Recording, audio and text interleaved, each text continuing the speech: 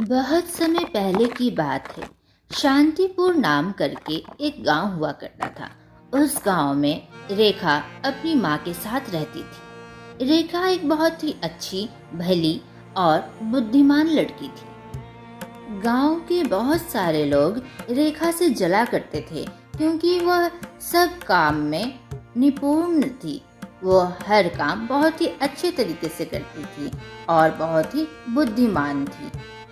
रेखा के तेज होने के कारण लोग उसे कभी ताना भी कसा करते थे। एक दिन, बेटा रेखा, ए बेटा रेखा, कहाँ हो? सुनो, ए बेटा इधर आओ ना जल्दी से।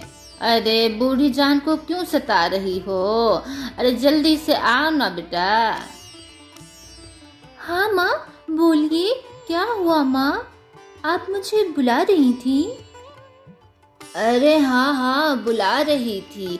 कहाँ रह गई थी? कितनी देर से मैं आवाज दे रही थी, तुमने सुना नहीं? सुनो, अभी सवेरा हो चुका है और हमारे हीरा मोती जो दोनों गाय है उसे जोरों की भूख लगी होगी। जाओ उसे जंगल में कुछ खिला पिला कर तो लेते आओ। हाँ माँ, अभी जाती हूँ। मैं तो ले ही जाने वाली थी, रोज तो ले जाती हूँ ना हीरा मोती को जंगल में घास खिलाने, तो आज कैसे नहीं ले जाती माँ?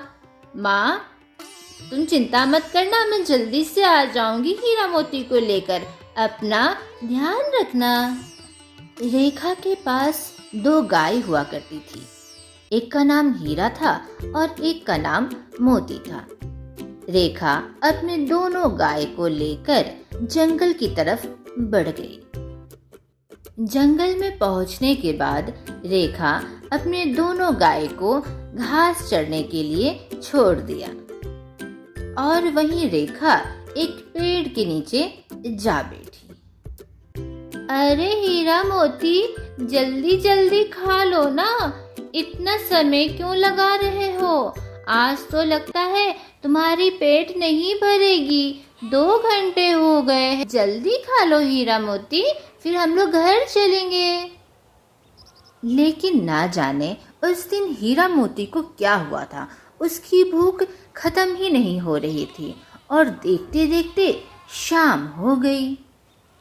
अरे हीरा मोती देखो, शाम होने को आई है, माँ इंतजार कर रही होगी। घर पर चलना नहीं है क्या? चलो चलो चलते हैं। रेखा अपने दोनों गायों से बात कर ही रही होती है, तभी उसका पैर एक गड्ढे में जा गिरा। मुझे बचाओ, मुझे बचाओ, मुझे बचाओ।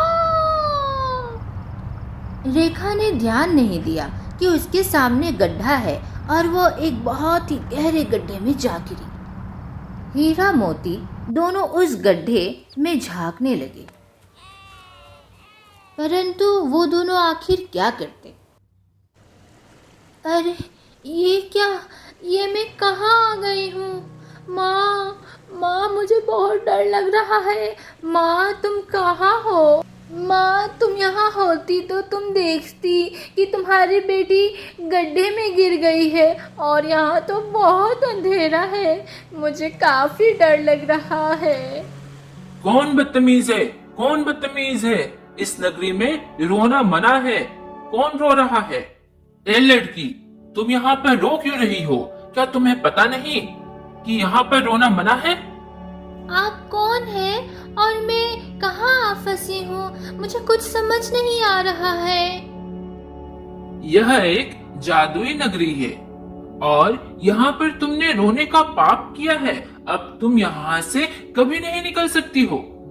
नहीं नहीं, ऐसा ना कहे, मुझे अपनी माँ के पास जाना है। मेरी माँ इंतजार कर रही होगी घर पर और मेरे हीरा मोती भी जंगल में है। मैं क्या करूँ? मुझे जाना है।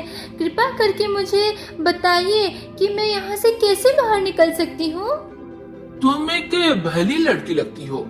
तुम्हें अपनी माँ का भी ख्याल है और तुम्हारे जानवर हीरा मोती का भी। तुम यहाँ से जरूर निकल सकती हो, लेकिन तुमने रोने का यहाँ पर अपराध किया है। उसका फल तो भुगतना ही पड़ेगा। मुझे माफ कीजिएगा, मुझे पता नहीं था। लेकिन जो मुझसे अपराध हुआ है अनजाने में, तो बताइए मुझे माफी कैसे मांगनी होगी? सुनो लड़की, इस गड्ढे में जो एक बार गिरता है वो वापस नहीं जा पाता। लेकिन तुम एक भली लड़की लगती हो, इसलिए अगर तुम 5 ऐसे सवाल के जवाब सही दे देते हो तो यहाँ से तुम निकल सकती हो। अब यह तुम्हारे ऊपर ही पूरा निर्भर करता है। 5 सवाल? ऐसे कौन से 5 सवाल है? कृपया करके जल्द से जल्द पूछिए, मुझे यहाँ से तुरंत जाना है। मैंने अपनी दिव्य दृष्टि से देखा है कि तुम्हारा नाम रेखा है। सही कहा ना? तो रेखा, सुनो, मेरे पहले प्रश्न का उत्तर दो। एक पीपल के पेड़ के नीचे 4 लड़के बैठे हैं। एक अंधा है, एक बहरा है, एक गूंगा है और चौथा लंगड़ा है। तो बताओ, पेड़ से आम गिरेगा तो सबसे पहले कौन उठाएगा? अरे ये तो बहुत ही सरल सा जवाब है इसका। वो है कोई नहीं, क्योंकि पीपल के पेड़ पर आम कैसे उग सकते हैं और आम फिर कैसे गिरेगा, इसलिए चारों में से कोई नहीं उठाएंगे। हाँ, बिल्कुल सही जवाब दिया रेखा तुमने। अब मेरा दूसरा अजीब सवाल सुनो। एक दिन में एक मुर्गा एक अंडा देता है, तो बताओ कि 15 दिन में कितना अंडा देगा? ये तो बहुत ही साधारण सा सवाल था। वो ये कि अंडा नहीं देगा, क्योंकि मुर्गा कहीं अंडा देता है क्या? अच्छा, ज्यादा हंसो मत। रेखा, तुम्हें याद है ना, 5 अजीब प्रश्नों के सही जवाब देने हैं, एक भी गलत नहीं होना चाहिए। अब बताओ, मेरे तीसरे अजीब प्रश्न का उत्तर दे पाओगी? बताओ, ऐसा कौन सा वाहन है जो हमारे सर के ऊपर से चला जाता है परंतु हमें कुछ नहीं होता? क्या हमारे सर के ऊपर से चला जाता है लेकिन हमें कुछ नहीं होता? यह तो बहुत ही कठिन प्रश्न है। मुझे थोड़ा वक्त दीजिए सोचने के लिए। हाँ, इसका उत्तर होगा हवाई जहाज।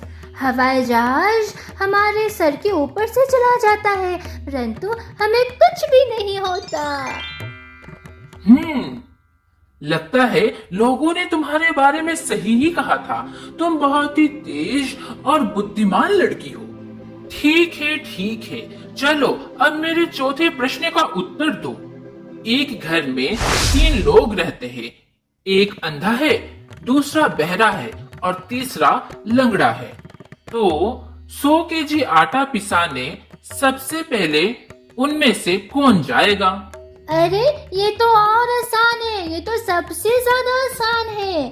कोई भी नहीं जाएगा पिसाने, क्योंकि गेहूं को पिसाया जाता है, आटा को थोड़ी ना।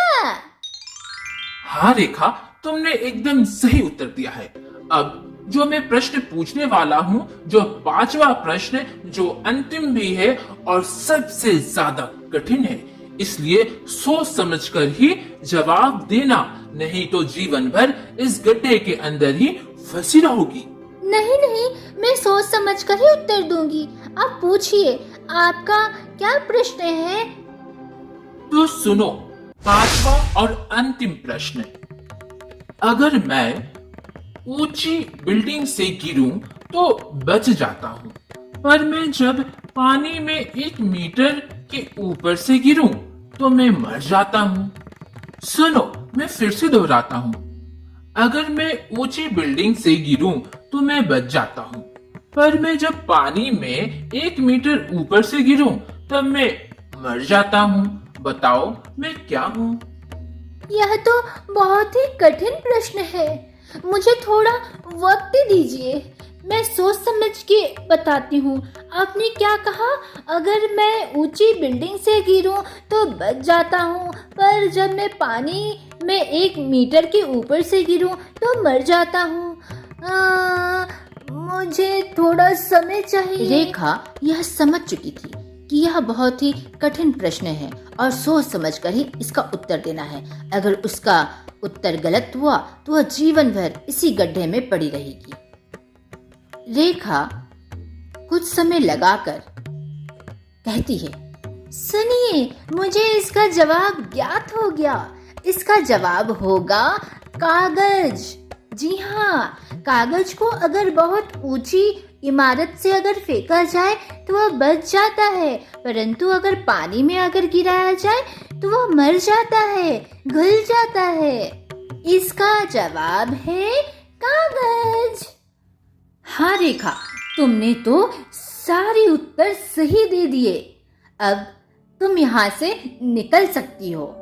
जाओ, तुम अपनी जिंदगी जी लो।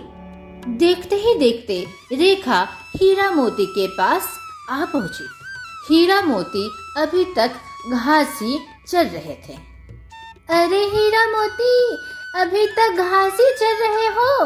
तुम्हारी बहन गड्ढे में गिर गई थी, कुछ अकल वकल है कि नहीं? चलो चलो, घर चलना है, माँ इंतजार कर रही होगी ना। माँ माँ, मैं आ गई। अरे इतना प्यार उमड़ रही है, क्या हुआ? सब ठीक है ना? इतनी खुश तो पहले नजर नहीं आई और इतना प्यार माँ पे उमड़ रहा है। माँ माँ कह के बुला रही है।